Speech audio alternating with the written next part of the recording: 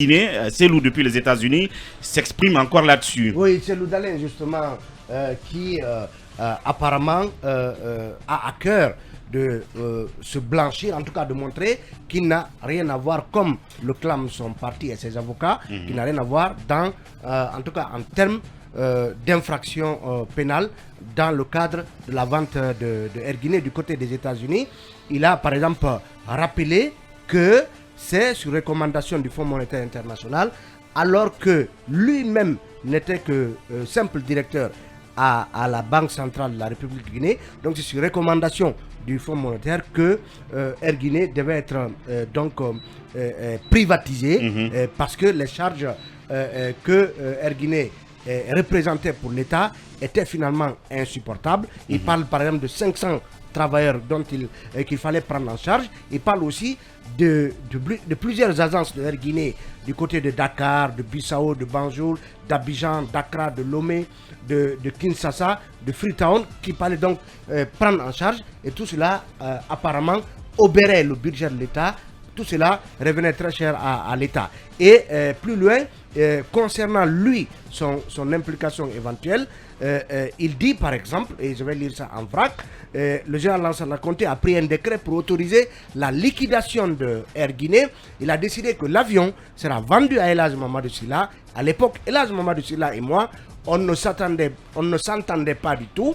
Je m'étais opposé à l'opération.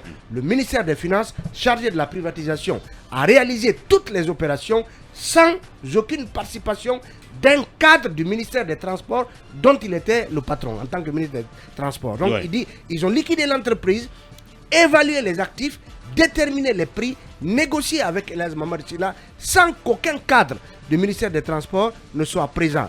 Ils se sont mis d'accord, ils ont établi une convention. Alors, je ne suis responsable de rien, mais à mon avis, ceux qui devaient le faire l'ont fait dans les règles de l'art. Je n'ai participé ni à la négociation, ni à l'évaluation, a-t-il expliqué devant donc ces militants du côté de New York lors de ce dîner gala organisé avant-hier, dont on reviendra sur certains pans. Absolument.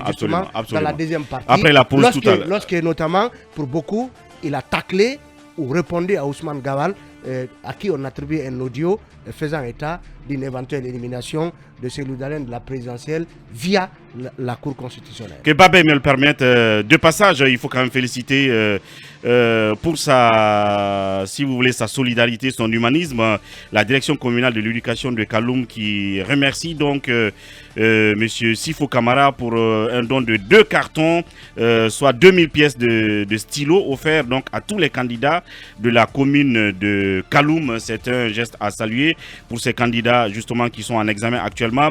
Il s'agit donc de Sifo Camara qui est le protocole du PDG de GBM. La pause et derrière on se retrouve. Dalein aux États-Unis, reçu par une foule assez motivée de ses militants de ce côté. Il n'a pas donc manqué à d'envoyer un message à ceux qu'il considère comme ces gens qui veulent l'éliminer, qui veulent l'écarter. Talibé Bari, vous avez suivi le discours. Une fois encore, c'est que Cellou Dalein aussi a trouvé, si vous voulez, sa cible ou ses cibles, ceux qui veulent justement qu'il ne participe pas à la prochaine élection présidentielle. Et il ne se laissera pas faire. Oui, en tout cas, les propos de Cellou Dalein à New York lors de ce dîner gala organisé en son honneur avant-hier mercredi du côté de New York, ce dîner avait les accents, les airs de ce qui a été entendu du côté de la Gambie, vous vous rappelez, où il a tenu un meeting, je crois, le 25 mai dernier, puisque Cellou Dalein dit par exemple que, en tout cas, peut-on le lire dans des propos rapportés par nos confrères médias Guinée, il dit il y a toujours des forces contraires qui essayent de nous contraindre de reculer, mais nous ne reculerons plus. Donc vous le rappelez, il a dit du côté de Banjul qu'il n'est pas question qu'il capitule et que, en tout cas, il est déterminé à braver tous les obstacles qui devraient, en tout cas, dresser sur son chemin, érigés sur son chemin, sous-entendu sur la route qui mène au palais Sékou Touré. Alors, il lâche cette phrase qui fait débat. Tout ce qui est aujourd'hui monté pour salir la réputation et l'honneur de votre président, il parle de lui-même un peu à la troisième personne, de votre président, et pour l'éliminer, ajoute-t-il, donc tout ce qui est monté pour salir la réputation et l'honneur de Cellou Dalein, et pour l'éliminer, insiste-t-il, ne passera pas. Il commence à se démasquer, on ne reculera pas, on ira jusqu'au bout. Donc, il en tout cas renforce l'idée qu'il y a une sorte d'agenda caché qui viserait donc à l'éliminer de la course à la présidentielle. Et il parle, en tout cas, il estime qu'on commence à les démasquer. Qui sont les gens qu'on commence à démasquer dans l'agenda, dans le plan qui viserait à l'écarter de la présidentielle? On ne saurait le dire puisque lui-même n'a pas cité explicitement ni le CNRD, ni une personne donnée, mais plus loin, cette autre phrase renforce cette position puisqu'il dit ils ont commencé à dévoiler ce qu'ils avaient prévu, ça n'a pas marché, cette fois-ci c'est terminé, il faut qu'il y ait la vérité. Ils ont commencé à dévoiler ce qu'ils avaient prévu.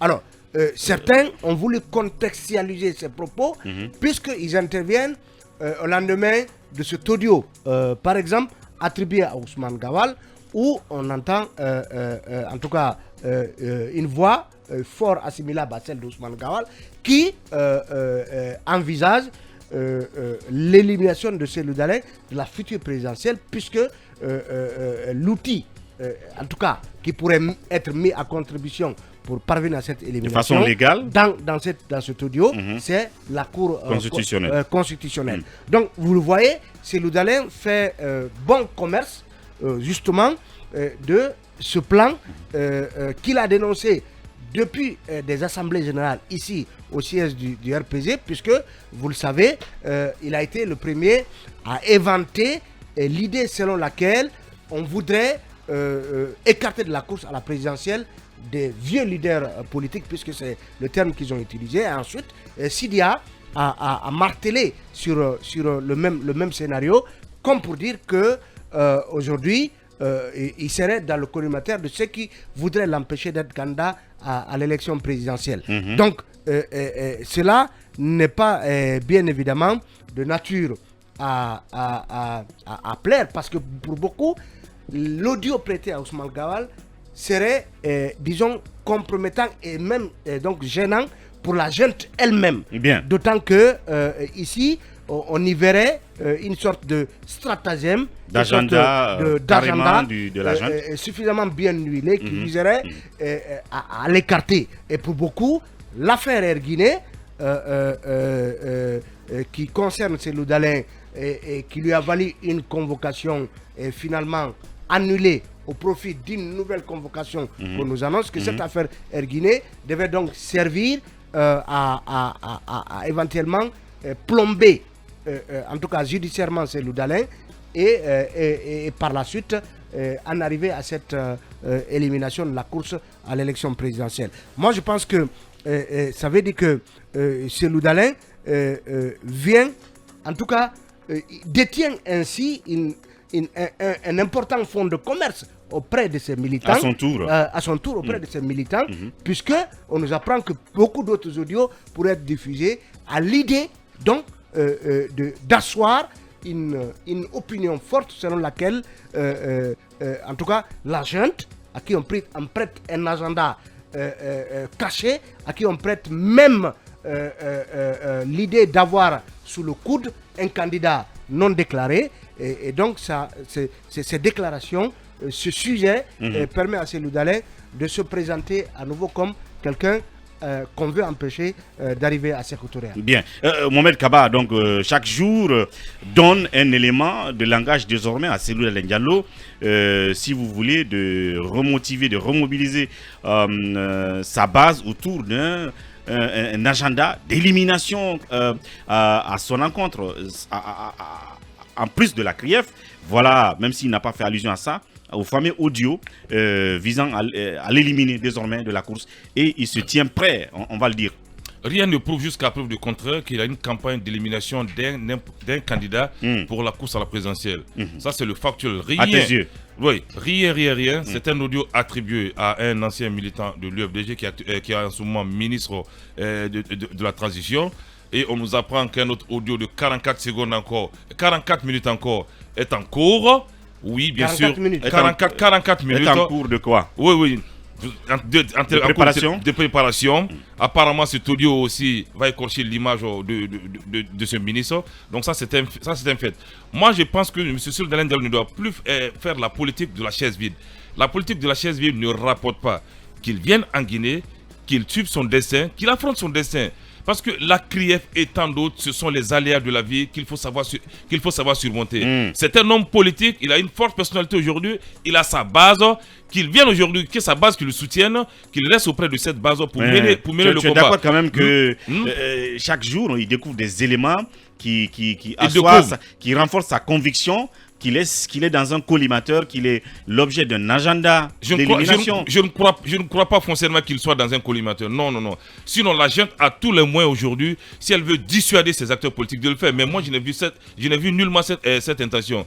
Pour paraphraser un ministre qui a dit que depuis que la CRIEF a fait sortir l'épée de Damoclès, qu'on a commencé à dire que c'était un acharnement. Moi, je pense qu'il va rentrer... Parce que le discours de Selou n'a pas changé. En Gambie, il a dit qu'il a été volé en 2010. Ça veut dire qu'il ne va plus se laisser faire. Oui. C'est de ce discours, moi, j'ai peur. Après la fuite de cet audio de Gawal, et que le même Selou Dalein prenne la parole aux États-Unis et qu'il dise clairement, il est convaincu qu'il y a un plan qui vise à l'éliminer. Et il dit, ça ne marchera pas. Ça veut dire que désormais, il est définitivement fixé qu'il est ciblé par quelqu'un et il se tient prêt. Donc la conséquence de ça, c'est que voilà, c'est forcément qu'il va venir et qu'il va affronter ce que vous appelez certainement son destin. Il n'est ciblé par personne. Ce sont des superstitions qu'on se fait. Moi, je demande vivement que M. Dalein, je répète encore, qu'il vienne affronter la vie politique guinéenne. La politique de la chaise vide n'a rien apporté. La diaspora, c'est vrai, c'est bien de les ascenser, de dire ce que la diaspora veut entendre. On veut m'éliminer, on m'attribue la vente de Guinée. Ce n'est pas ça le réel politique aujourd'hui en Guinée. Viens auprès de ta base, mène le combat avec eux. Et j'ai observé quelque chose peut-être qui est anodin. M. Cyril Dalein Diallo n'a pas voyagé avec son photographe personnel. Vous me direz pourquoi? Parce que moi j'ai vu ce photographe personnel, Kaoudiaka Ibrahim Diaby, en Gambie.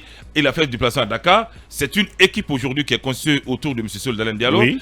Les images que moi j'ai vues ne m'ont pas convaincu. Désormais... Il n'est pas obligé d'aller avec lui aux États-Unis. Non, c'est son photographe personnel, à ce que je sache. Moi, c'est un fait anodin qui a attiré juste mon attention. Bien. Je crois qu'il serait là-bas, mais je n'ai pas vu le photographe personnel de Cyril Dalein Diallo. Peut-être qu'il est là-bas. Non, il n'est pas là-bas. Je crois pas qu'il est là-bas et que tu ne le sais pas. Les images qu'on a vues ne sont pas des images vraiment très, très professionnelles. Désormais, qu'il accepte de voyager avec son photographe personnel. Peut-être qu'il n'a pas eu le visa.